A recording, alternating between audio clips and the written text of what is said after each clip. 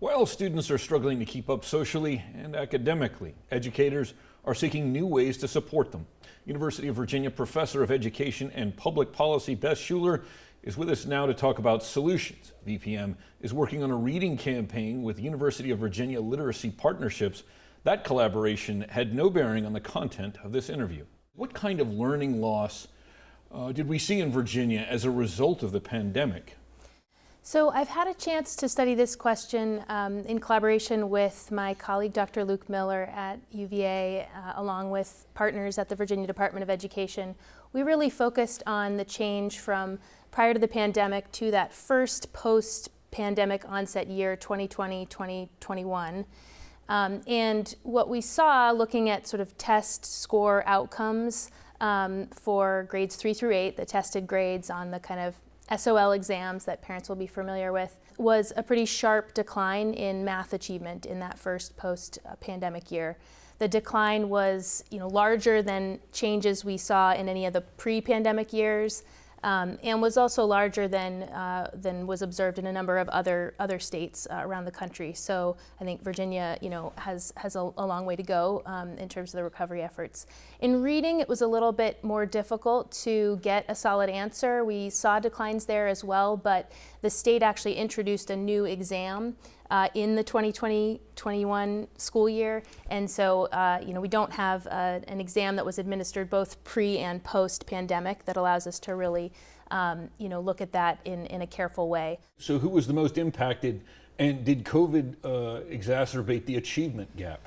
The pandemic, did not affect all students and communities equally, and I think in terms of educational outcomes, definitely seems to be affecting students in ways that are sort of exacerbating already kind of unacceptably high levels of inequality in terms of educational outcomes. So in our own research, we find that those test score declines were larger for economically disadvantaged students than economically advantaged students, larger for Black and Hispanic students than students of other races and ethnicities, and also larger for English learners than non-English learners.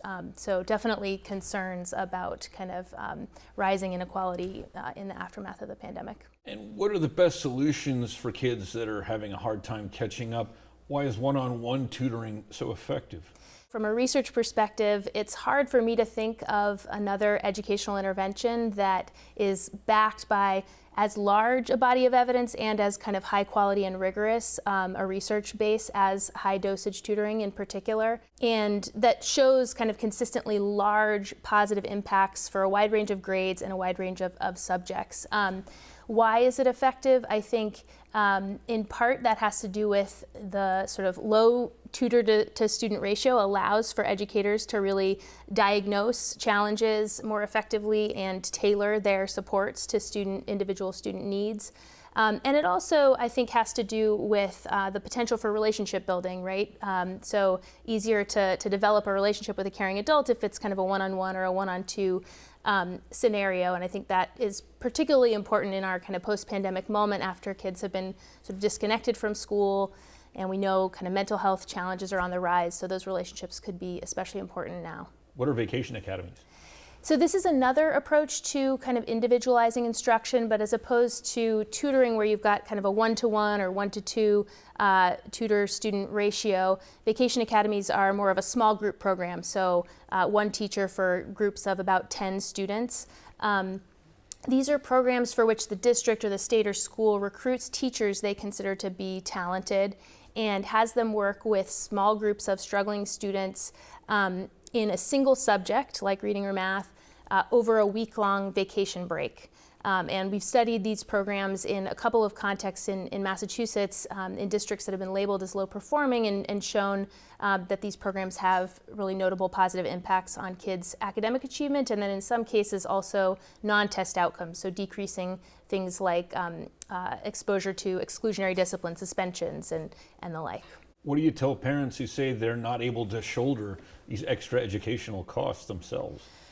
Yeah, so I think it's really important that some of these support services and programs be subsidized, be provided, publicly through public or private funding, so that it's not the case that parents are having to shoulder the cost and they're only available to students who can afford them. To parents, I would say there may be opportunities. I would ask your teacher and administrator. I know the state of Virginia is also providing some grants directly to families who qualify based on income for these kinds of services, so that may be worth looking into as well. However, the sort of federal pandemic relief funding is kind of coming to a close and is kind of running out at the moment. And so I think this is going to be a big challenge going forward to try to fund some of these programs. Professor Beth Schuler, thank you very much for your time. Thanks for having me. Yeah. Thank you for watching. Continue to follow Virginia News and Stories by subscribing to our VPM YouTube channel.